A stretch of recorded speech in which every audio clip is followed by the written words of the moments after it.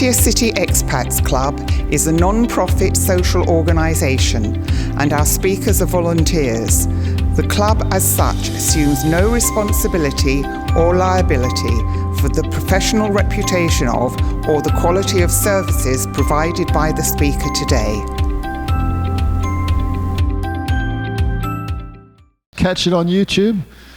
And very exciting news for next week, but I'll have to save that up till later. So today we have Barry Jones. Now Barry Jones has given, this will be his fourth talk at the club. The first talk he gave was really good, and it caused some of us to start taking D3, K2 supplements, vitamin supplements, for the good of our bones and back and everything.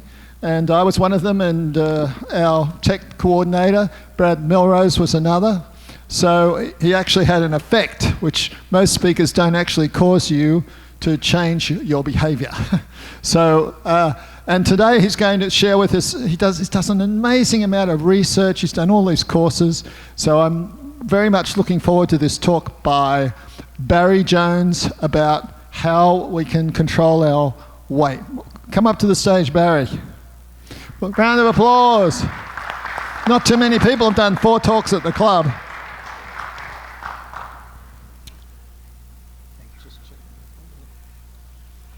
Well, good morning, everybody. Good morning.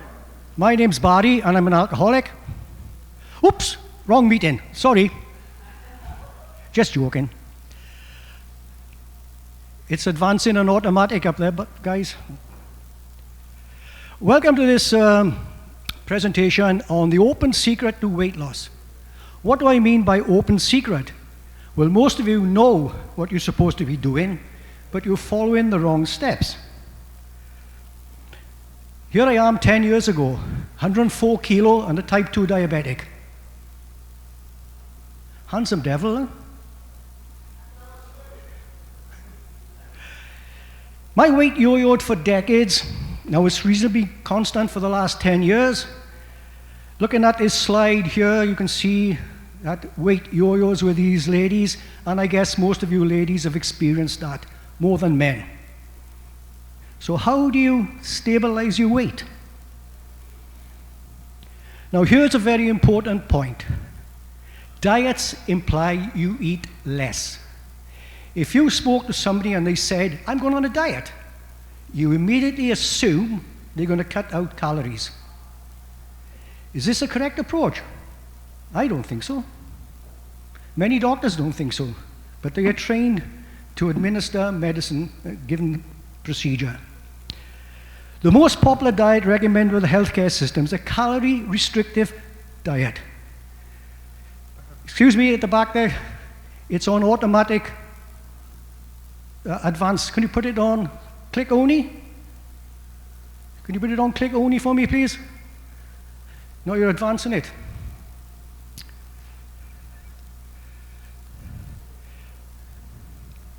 You need to go into transitions and advance.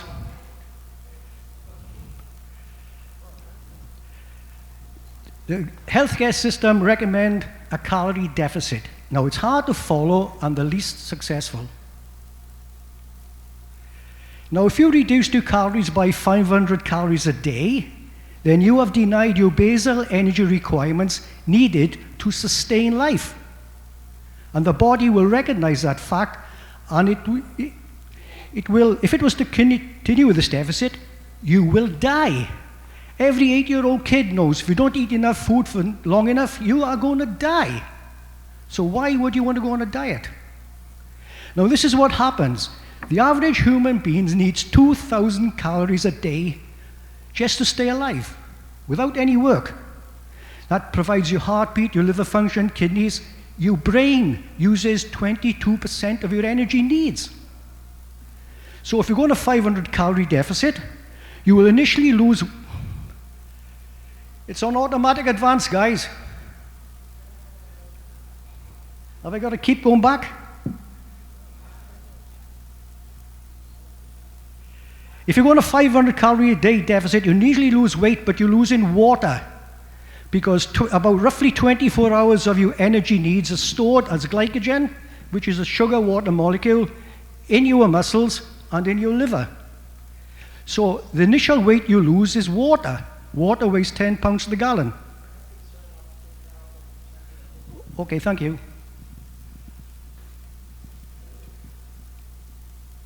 Sorry, while we wait then, shall I do a song and dance or something?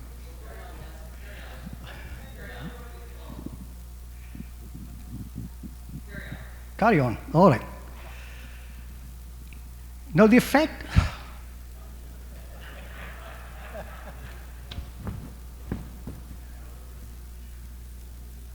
a calorie restrictive diet is no good because if you lose this 500 calories a day, you decrease by 500 calories a day, you will lose this weight of water, but you still eat in 1,500 calories.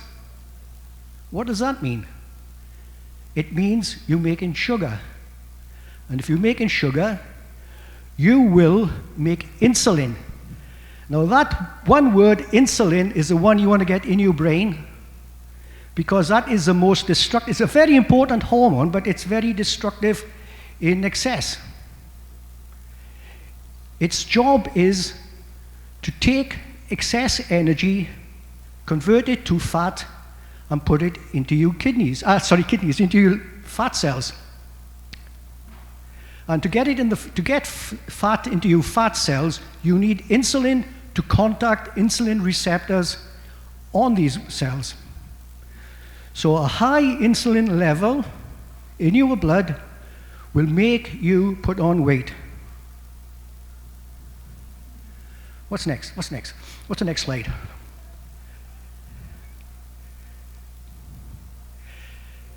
You need to go into, you need to have up the closed slides and go into transition.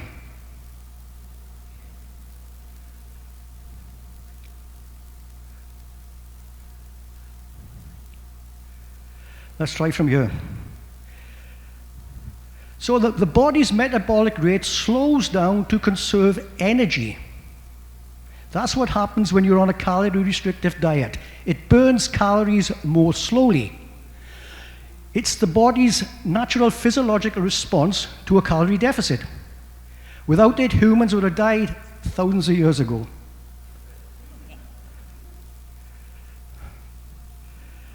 Can I take control? Thank you. You have to supply your basal energy needs of around 2,000 calories per day for your body to function at optimum, because that's what's making your body work. So the concept of calories in equals calories out, as you see on the internet, right, is bull. It doesn't work like that. It does not work like that. Now, I learned about nutrition. I have an advanced diploma in diet and nutrition. I'm one step below a Bachelor of Science. But I learned more from books on anthropology. Because to a man or a woman, anthropologists all agree that it took hundreds of millions of years for us to evolve to our current state. Now, farming has been with us 12,000 years. Just 12,000 years. A few seconds in the evolution of humankind. Is that long enough for the body to adapt to a change in diet? I don't think so. So I conclude there's very little difference in the body and metabolism of a modern person and a caveman. Nutritional requirements are basically the same. So the human body, as we say, is basically the same, but 60% of us are fatter, including me. There I am, leading the queue. As I say, 10 years ago,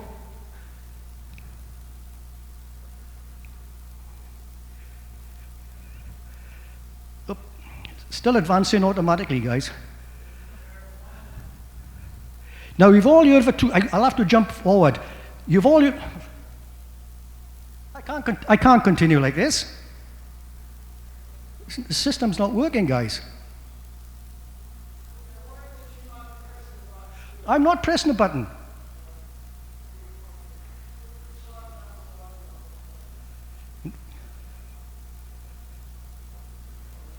In fact, the buttons do nothing.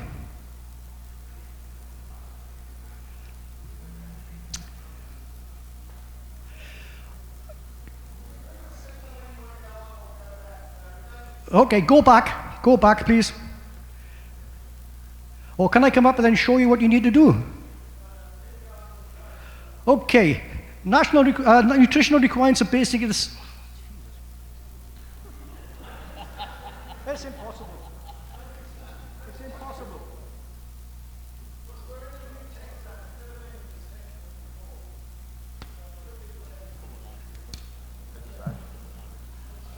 I'm interested. We don't need the slideshow.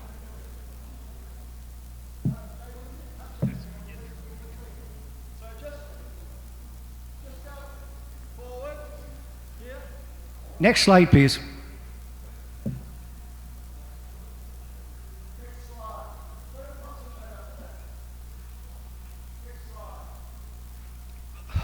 You've just advanced 2. No, 2. Stop there.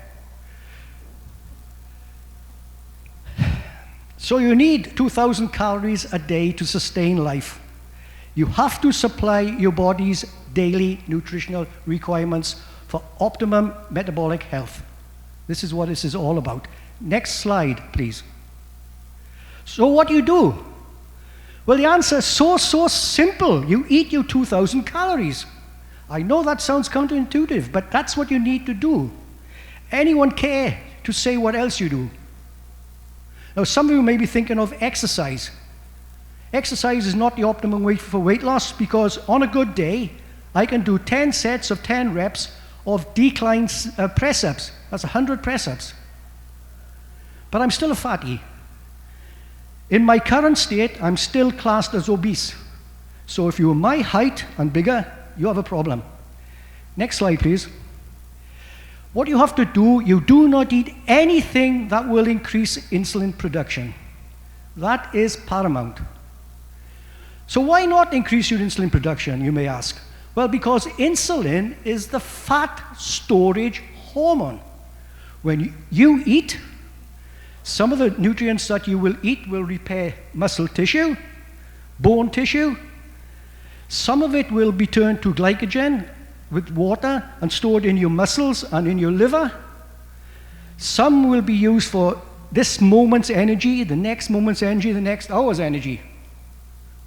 And the excess is stored as fat. Next slide, please. So insulin is needed for the fat cells to accept fat. No insulin, no increase in body weight. That's worth knowing. No insulin, no increase in body weight. And we know that because we observe type 1 diabetics who cannot absorb nutrients because they don't have insulin, and if they don't get medical treatment, they die. If you consume the correct food as nature intended, you will actually lose weight on a 2,000 plus calorie day diet. While we're talking about fat, you must cut out all highly processed food. Cut it out. Anything with a barcode, do not consume. You must reduce your carbs. You must increase your diet. Can you go back? Thank you. Please don't advance before I ask. You must increase your dietary fat. Now, the body has 2 basic sorts of fat. There are subdivisions, but the basic fat is subcutaneous fat, which is under the skin. It is not toxic, as people say. It's not unhealthy. The only way it can be unhealthy is if you have too much of it and you get joint problems. Or it may be extra load on the heart, which is not working well. Then you have subcutaneous fat. That kills you. That's your liver overflowing fat out into around your internal organs, choking up your pancreas, and it kills. You become metabolically unhealthy, and you have a problem. How do I know if I got subcutaneous fat? Well, if you can grab a fold of flesh, that's subcutaneous fat. What about visceral fat? If you've got a big, taut belly, that's subcutaneous fat. You need to do something about that. Next slide, please.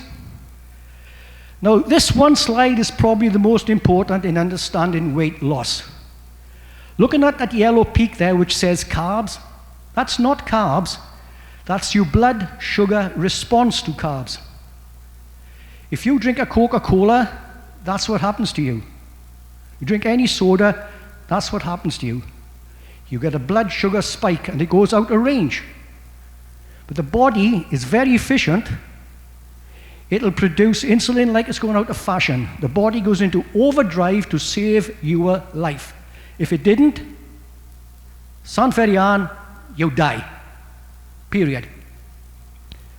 Your blood sugar in circulation is 4 grams at any one time. Just 4 grams. That's about a teaspoon.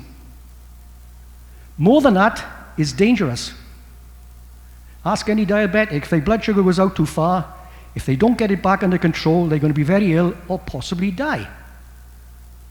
Now that spike might last anything from 15 minutes to 2 hours. But now it takes a crash because the body has produced too much insulin. So it will crash. And you will feel like sherbet. It's very harmful to you. So what do? You reach for a donut. Blood sugar spikes again. But this time, you still have residual insulin in your blood from the last spike. So you're just topping up the insulin levels in your blood all the time.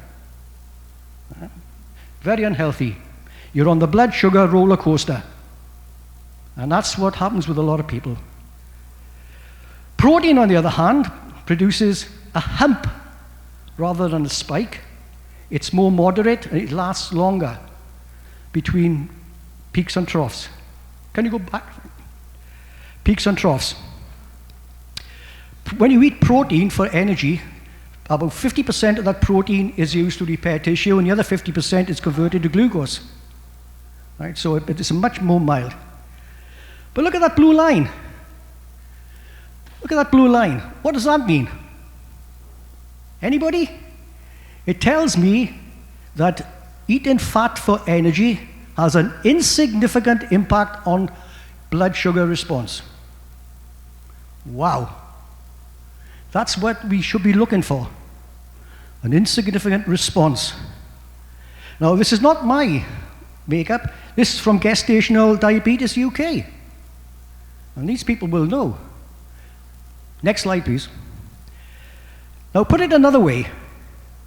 If we think of this red image as some kind of canister, a big glass or something, when it's 100% full, it contains your 2,000 calories a day, right?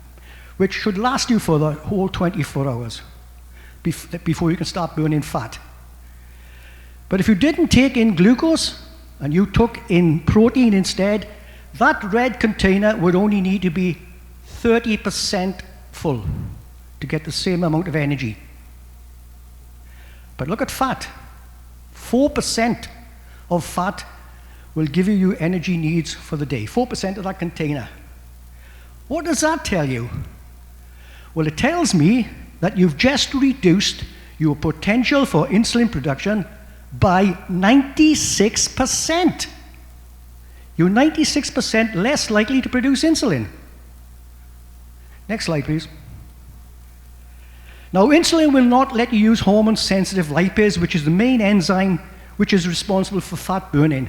All these reactions in your body need enzymes to assist in the conversion of these chemicals, if you like. Next slide, please. So why won't insulin let you use hormone-sensitive lipase? Well, before I go into that, I'd like to tell you, if your body produces ghrelin, that tells the brain that you are hungry. And the message the brain receives is, hey dude, I'm hungry, feed me. So you eat, Then after a while, there's a satiety hormone called leptin, which is generated by your fat cells. This hormone tells the brain you've had enough to eat. But high levels of insulin will block the leptin signal from reaching the brain, resulting in the brain, just like a computer, obeying the last message, which was, hey dude, I'm hungry, feed me. The other thing which will not happen, you cannot burn your stored fat in the presence of insulin. It's insulin's job to put it into the fat cells, not to take it out. So for it to come out, you have to have a low level of insulin. Next slide, please. Earlier I said a calorie-restricted diet of 500 calories puts the body into a survival mode, burn calories more slowly, conserve energy. But what if you fast? What if you don't eat at all? Well, the body takes a different track here, and when most of the body's glucose is used up, your insulin levels will fall. And the body will use your fat reserves for energy, and you, most people, have significant reserves of it. Last you for weeks, my case, months maybe. And after a while, you will have lots of energy. I can go training for 3 hours on heavy weights without having my breakfast, and I'm not hungry. I'm not looking for energy to do my exercise. I walk 2 kilometers to the park, I exercise for an hour and a half, and I walk 2 kilometers back. I burn about 600 or 700 calories, and I'm not hungry. And after a day or so, you will not feel hungry. You will have plenty of energy. Now, to prevent muscle atrophy, which is the wasting away of muscle, the body triples its production of the human growth hormone. And something magnificent happens. The body goes into a state of autophagy after about 2 or 3 days. Autophagy means eat thyself. Parts of the old cells, worn out cells in your body, are broken down to recycle to make new cells. Next one, please. This is a process of autophagy. In your cells, you have things like organelles, like the mitochondria, which is hugely important because that provides a lot of energy, especially for the heart. A substance called an autophagosome is formed around these organelles, and then it fuses with another substance called lysosome. The lysosome releases enzymes, and the cellular material within that cell, back please, all the cellular material within that cell degrades to amino acids. Is that good? Hell yes! Amino acids are the precursor to protein and to muscle synthesis. And we need that as we grow older. Next slide, please. Now, the top 6 health benefits supports healthy aging, supports brain health, it promotes heart health, it promotes longevity, it boosts your metabolism, and promotes smoother, healthier skin. If you go on a very long diet, if you go on a very long diet, you will get hanging skin. That's protein. The body will recycle that. If you keep on this autophagy, your body will start to recycle that. It might take a long time, but it will burn it all up. Have you ever seen anyone come out of a concentration camp with hanging skin? No, they have smooth skin. Lifestyle factors that will help induce autophagy is fasting, eating healthy fats, sleep, and exercise. Now, as I said, exercise, you won't lose a significant amount of weight by exercise alone. But if you was to do a bicep curl, keep going for a long time, eventually you have no energy in that muscle to do any exercise. That muscle will go into autophagy and repair itself. Next slide, please. When I stated that fat will not contribute to weight gain, there is an exception. If you consume your fat and carbs off the same plate, the same meal, the carbs will stimulate the production of insulin, and an excess of both carbs and fat will be stored as body fat. So this is the worst combination of macronutrients. So, and if you go for a meal, have a salad, wait 10 minutes, 20 minutes, and have your dinner. Okay. Back, please. Now, my own personal experience was cutting out all carbs. I did this for 5 weeks, and I lost 6 kilos in that period. And I continued to lose weight after. My blood work improved considerably. Next slide, please, and I'll show you. Looking at the top slide there, the middle of the V, what is it, 9.7? After 5 weeks, it actually rose, and I was quite surprised at that. Why did that go up? It's supposed to come down. Then I looked at the sugar, which is the bottom graph. When insulin was low, my sugar was high. When insulin was higher, my sugar came back into range.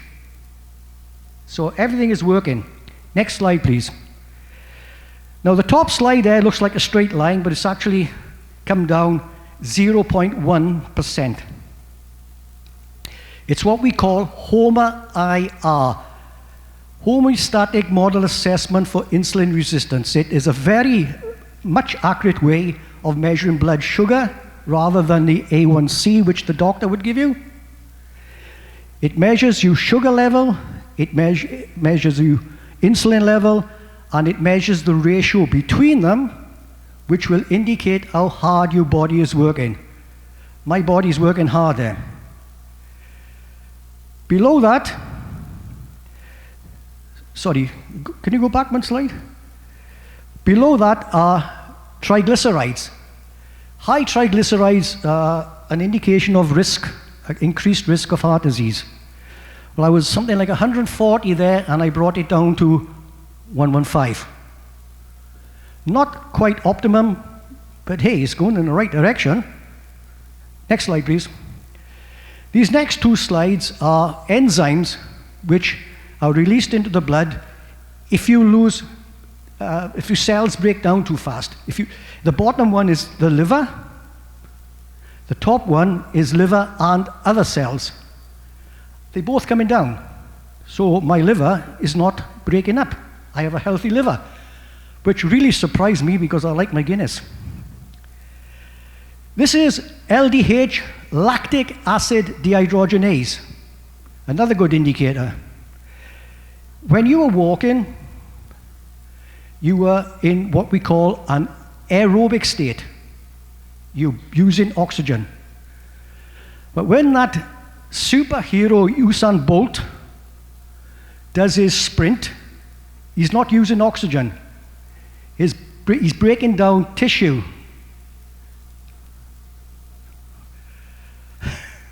He's breaking down tissue. He's in what we call an anaerobic state. All right? And that makes lactic acid. And this LDH mops up that lactic acid. Well, you see mine is low. Next slide, please. Thank you.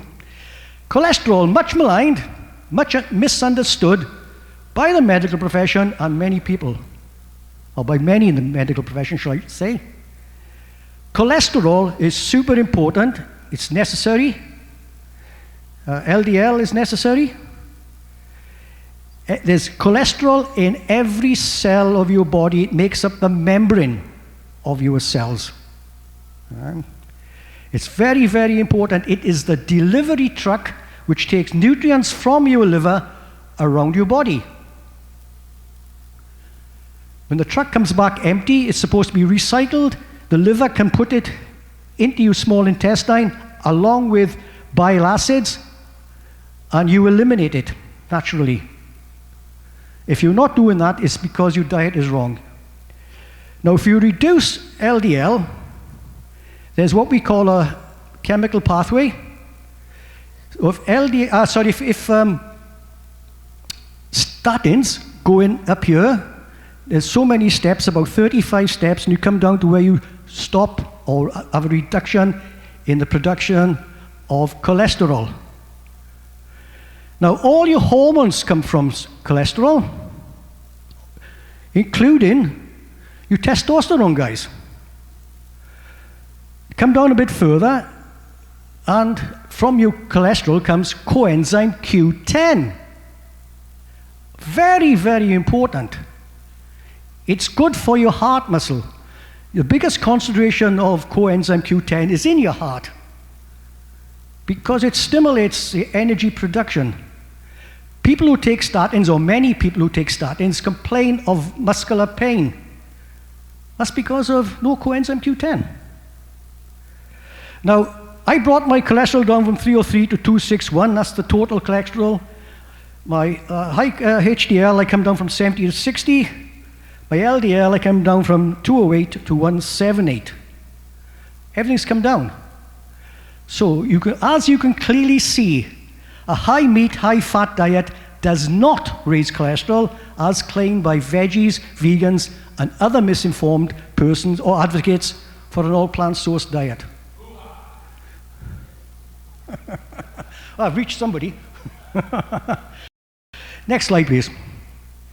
Now, if you're a diabetic, right, the medical profession recommend you should lose weight. I ask how? How? They advise you should increase your carbs to 60% of your daily requirements. Now they say you need 2 cups of fruit with a sugar content of 75 grams. Remember, some fruits are very high in fructose. You should have 3 cups of dairy with a sugar content of 40 grams. And in the food you're eating, there's probably 10% of added sugar. That's 50 grams. That's 165 grams of sugar a day without the sugar in the other 60%. In my opinion, and in my case, the medical profession did nothing, absolutely nothing to cure my diabetes. They were only intent on controlling or managing my condition. And I lost weight, I cured my own diabetes, I'm no longer on medication. I lowered my insulin levels essentially on a higher fat, low carb diet. Next slide, please. This is also image from Gestational UK. So to lose weight and become metabolically healthy, you need to maintain a lower insulin level. Somewhere between 5 and 7 is ideal. I'm up at the 11s at the moment. Now this is easily done on a high fat, keto or carnivore diet. But I personally believe it's important to include leafy greens for various reasons. But you need to consume them separately. So this image shows healthy food. But the veggies and the vegans say, well, look, it's got cooked meats. Everybody knows they contain preservatives. This is true. What they're saying is true. So what is a preservative? Nitrates. They say, oh, that's poison, that's poison. What's another term for these cooked meats? Cured meats. All the germs, all the bacteria has been killed. It's been cured. The other reason is because of this so-called high nitrates. Well, going back in the 90s, there was 3 scientists, right, who won the Nobel Prize for contribution to medicine. They discovered nitric oxide and what it does to the body. It dilates your blood vessels. Dilates your blood vessels, so your blood pressure falls and you take the stress off your heart. So that is what's in cooked meats. And what the veggies don't tell you is that a large stick of celery contains more nitrates than 3 rashers of bacon. Nitrates degrade to nitrites, nitrites degrade to nitric oxide. The biggest source of nitric oxide in your body is in your mouth, or meant to be, and it is what we call the microbiome, the bugs that live in your mouth, which will help make nitric oxide. But we don't seem to have that because of Listerine, an antiseptic mouthwash. It's antibacterial. Fluoride in your toothpaste kills this microbiome. So you don't have a microbiome, so you have a high blood pressure, and the medical profession blames salt. Salt may be a part of it. I'm not disagreeing with that. But if we are able to make nitric oxide, your blood pressure should start to come down. Next slide, please.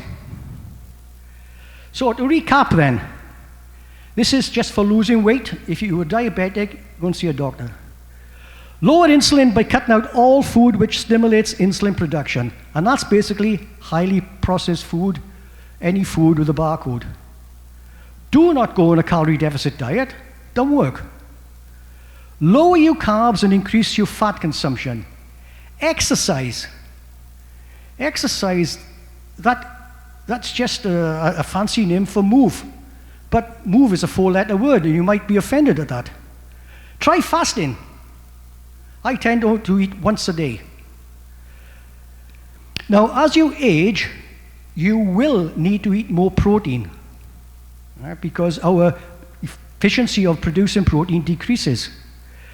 So you would need to eat about 0.8 to 1 gram of protein per kilo of body weight. So I'm 82 kilos, so I need to eat 82 grams of protein.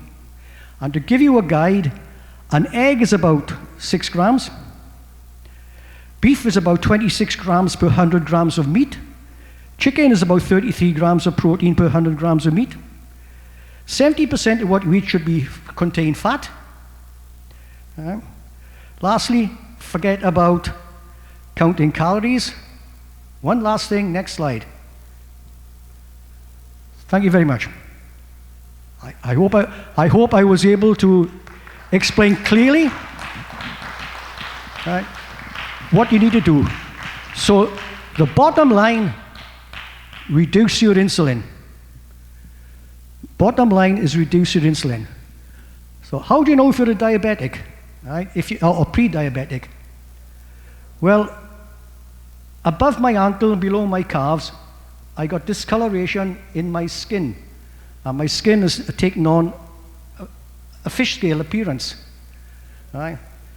That is vascular disease, peripheral vascular disease, caused by high levels of insulin, which have damaged my capillaries, or capillaries if you're British. Right? So I would advise everyone here, because I'm sorry to say a number of you are extremely overweight, go along, have a blood test, HOMA IR, get a HOMA IR, and that will tell you where you actually stand.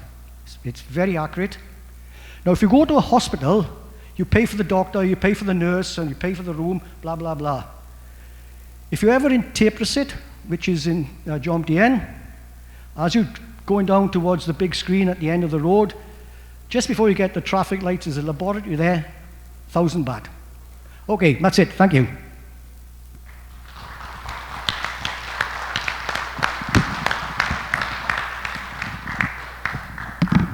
Questions?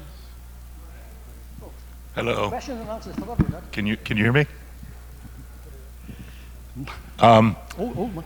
My employee is opening up a restaurant exactly according to what you just said, and I'm wondering whether we possibly made a mistake. And I'm going to say you quickly said, when you said that you believe people should be eating greens, I assume cruciferous vegetables, which is what we've put on the menu. Leafy greens. Leafy greens. But you said, very quickly, you said, but you should eat them separate. Eat them separately from your fat. So she's been making, every dish I've been making that I've been eating has been leafy greens with the fat. And I would want to hear why they should be eaten separate.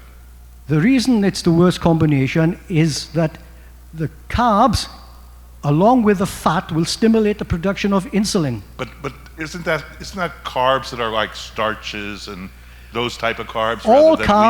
All carbs, all starches are essentially sugars. They're a sugar molecule, whether it be simple or a complex. Even the leafy greens? Absolutely, but not so much. Not so much. Thank you. You're welcome.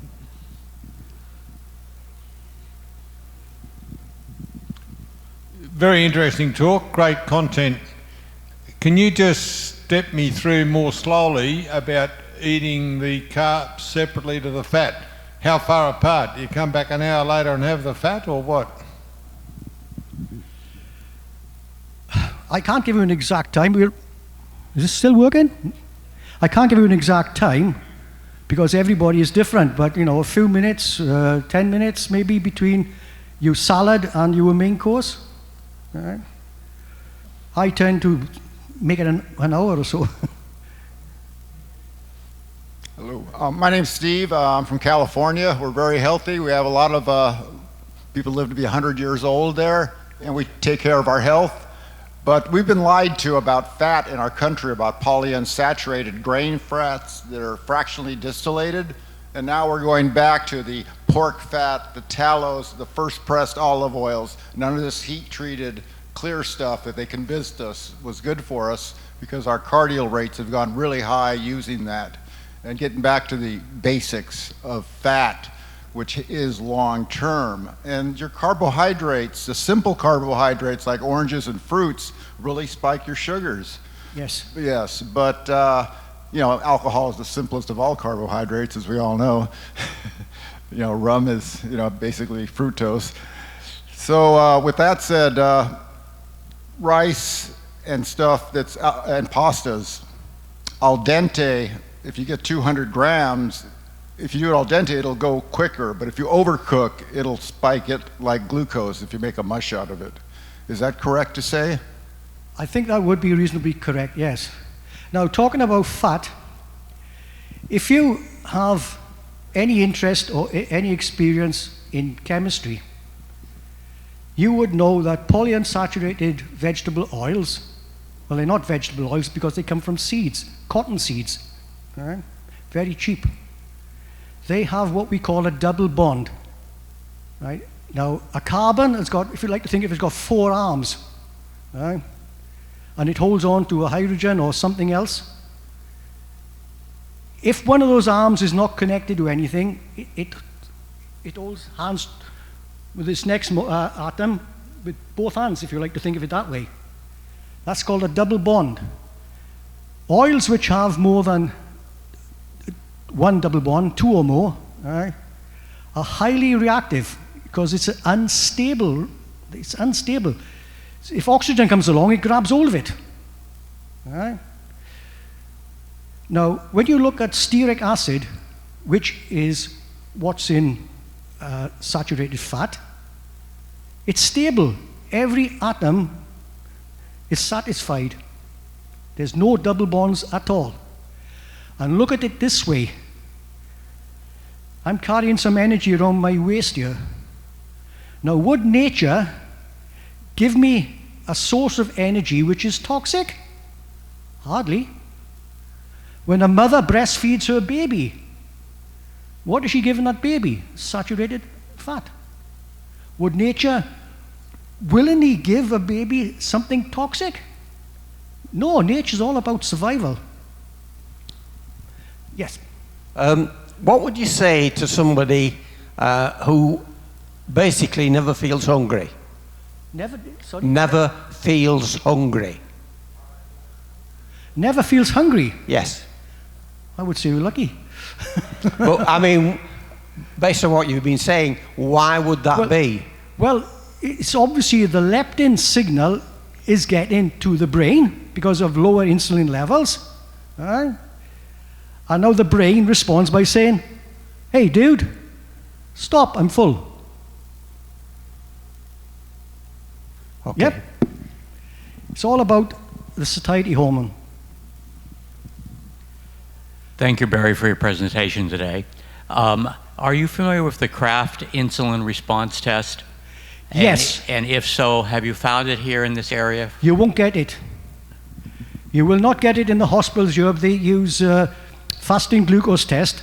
Now, as you mentioned that, it is possible that you have a normal fasting glucose, the graph on the graph line, normal line, an elevated level of insulin because your body is still producing sufficient insulin to keep your blood sugar under control, but you're a pre-diabetic.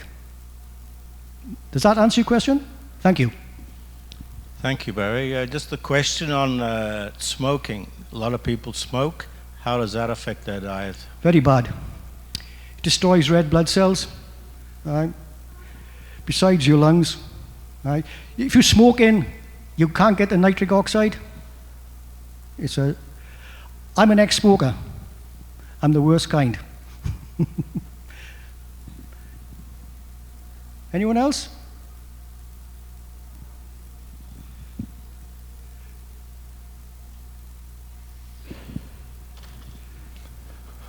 Big round of applause to Barry for another excellent talk.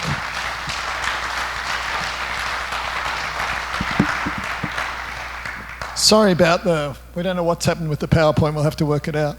But we have a very small token to add to your collection.